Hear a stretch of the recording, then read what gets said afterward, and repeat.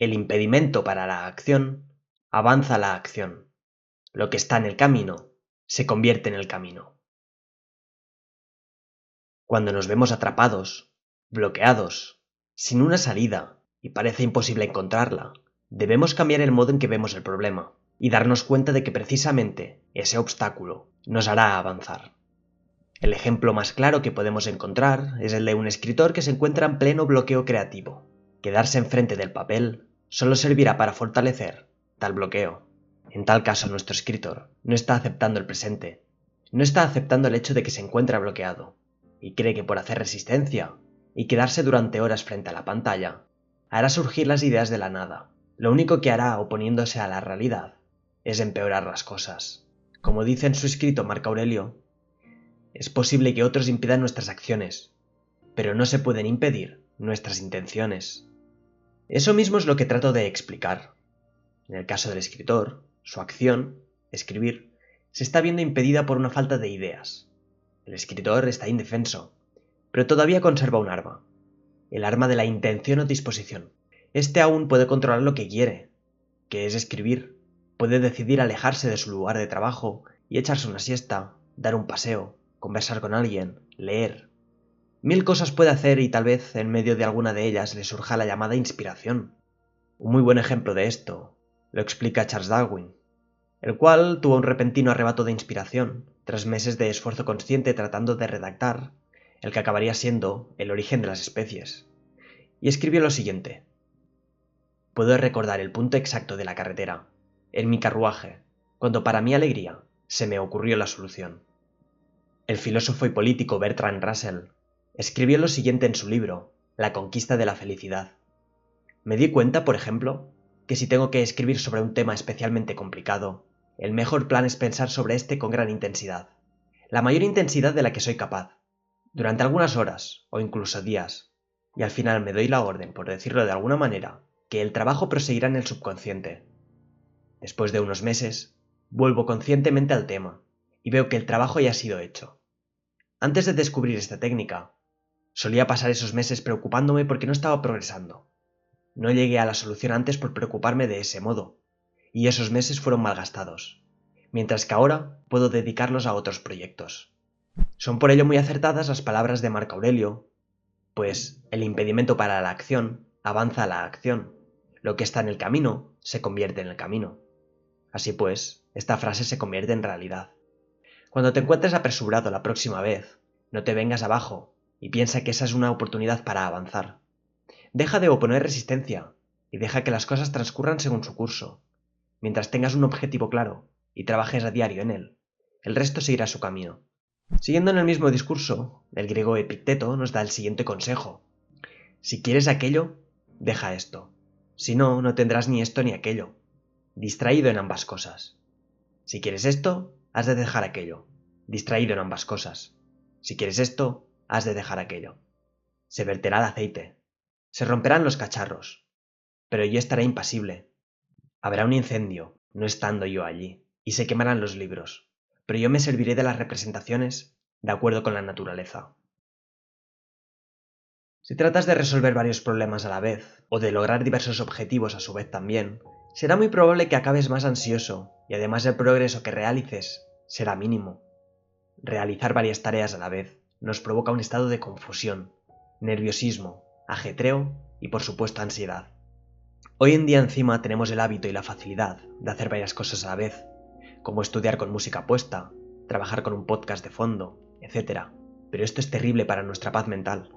La paz mental se alcanza cuando vemos claramente la acción que debemos hacer, sin cosas que se interpongan en el camino, como en el caso de Russell.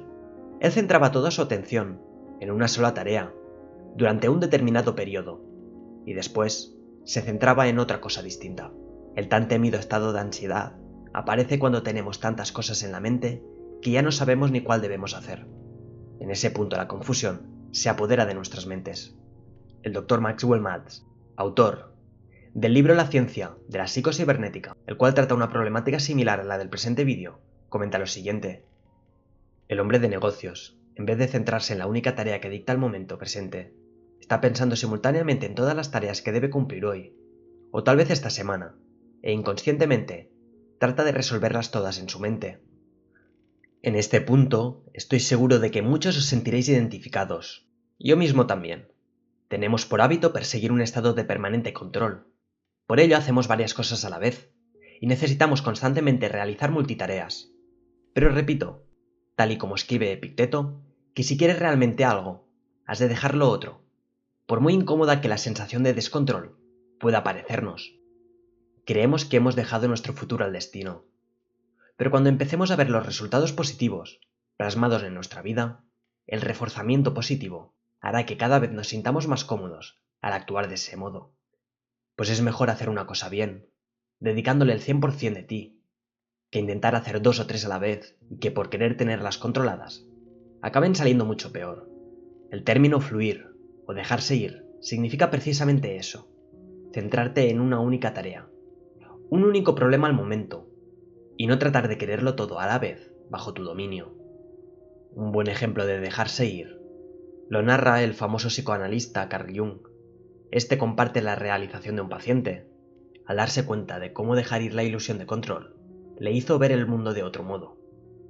Y cito: aparte del mal, me ha sucedido mucho bueno, estando tranquilo, no reprimiendo nada, permaneciendo atento y aceptando la realidad, tomándome las cosas como son y no como querría que fueran. Haciendo todo esto, he adquirido una sabiduría inusual, así como poderes inusuales que no podría haberme imaginado antes. Siempre pensé que cuando aceptábamos las cosas, éstas nos dominaban de uno u otro modo. Resulta que esto no es cierto en absoluto, y que es solo aceptándolas como uno puede adoptar una actitud hacia ellas. De modo que ahora me propongo jugar al juego de la vida, siendo receptivo a lo que se me presente, bueno y malo, luces y sombras, alternando siempre, y de este modo aceptar también mi propia naturaleza con sus caras positiva y negativa. Así, todo se vuelve más vivo para mí. ¡Qué estúpido era! Cómo traté de forzar todas las cosas, para que sucedieran del modo que yo creía que deberían de suceder. Como venimos diciendo, aceptar las cosas tal y como son es sumamente importante. Son muchos los autores que han escrito sobre ello, y la mayoría nos hemos sentido muchas veces frustrados, tratando de controlar las cosas para que fueran como nosotros queríamos y no como realmente debían ser. Para perdernos en el momento presente y entrar en el llamado fluir, el famoso psicólogo Abraham Maslow comentó lo siguiente: la persona creativa, en la fase de inspiración del furor creativo, pierde su pasado y su futuro, y vive solo el momento. Está todo allí, sumergido por completo, fascinado y absorbido por el presente, por la situación actual, en el aquí y ahora, con lo que se trae entre manos. La actitud creativa y la capacidad de tener experiencias cumbre depende de sentirse libre de otras personas. Libre, especialmente, de las preocupaciones neuróticas, de vestigios de la infancia, pero también libre de obligaciones, deberes, miedos y expectativas. Abraham Maslow fue uno de los más grandes genios de la psicología. Entendió perfectamente el comportamiento humano, y en estas líneas expresa de forma clara la definición de fluir y vivir en el presente. Como he mencionado en el anterior apartado, lo único que existe según los budistas es el presente. Si queremos llegar a un estado de bienestar primero, tenemos que deshacernos de las ilusiones que nos hacen sufrir, el pasado y el futuro. La mejor forma de hacerlo es a través de la actividad. Cuando encontramos una actividad que nos motiva e ilusiona, y solo estamos pensando en aquella cosa y cómo mejorarla, entonces nos perdemos en la actividad, y nos olvidamos de todo: pasado, futuro, necesidad de control, etc. Es la máxima definición de vivir en el momento presente. Como dice Maslow, para llegar a este punto necesita uno deshacerse de las preocupaciones neuróticas, que podríamos definirlas como todas aquellas experiencias que hemos reprimido mientras nos creíamos una entidad separada del universo. Al creer que podríamos controlarlo todo y no lograrlo, la frustración generada, acumulada en nuestro interior, acaba haciendo mella en nuestra psique. Una persona que ha llegado a un estado en donde es capaz de perderse en su actividad ya no tiene necesidad de oponerse a nada. Entiende que los problemas y obstáculos deben ser sorteados, del modo en que se oponga menos resistencia, y sabe que acabarán sirviéndole para avanzar, como decía al inicio el emperador Marco Aurelio. Gracias por ver el vídeo. Dadle me gusta ya que ayuda a que el vídeo llegue a más gente. Comentadme qué os ha parecido y nos vemos en la próxima. Un saludo.